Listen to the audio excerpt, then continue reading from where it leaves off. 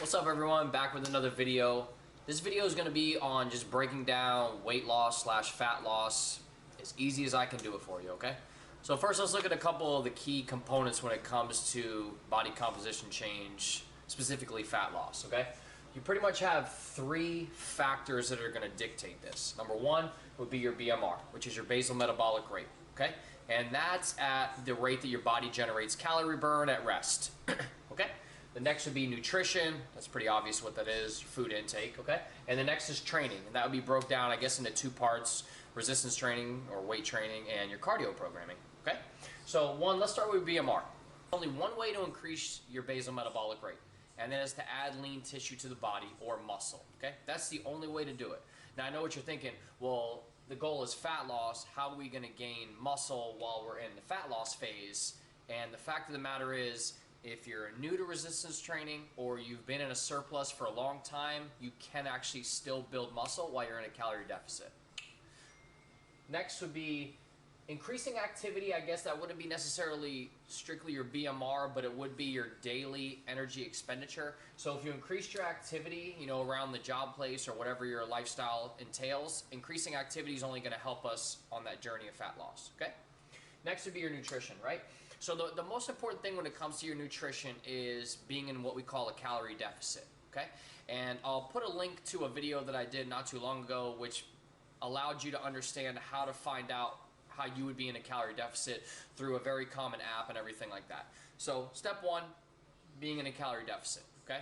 And the way that we get into a calorie deficit is by tracking what we're eating on a daily basis or following some type of structured meal plan, even though in my opinion that doesn't have great longevity with that, okay? So you would want to track all of your food intake, and that would be broke down pretty much in two, I guess, portions. Number one would be your macronutrient breakdown, your carbs, fats, protein, and then the next would be like your micronutrients like fiber, etc., things like that, okay? So we want to track everything that we're eating, making sure that we're staying in a calorie deficit, because that's going to help us in our fat loss, okay?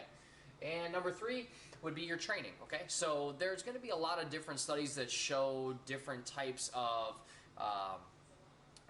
calorie burn after the fact of resistance training, okay? But the fact of the matter is this: if you're following a productive weight training program, you will be going through what we call the recovery phase after the training has occurred. A lot of different studies that break down how long your metabolism is raised after your workout with resistance training, okay? So regardless of the fact, while you're going through that recovery process, you will get that spike in generating that calorie burn from not doing anything at all, okay? So either way, resistance training is going to be extremely important when it comes to losing fat, okay?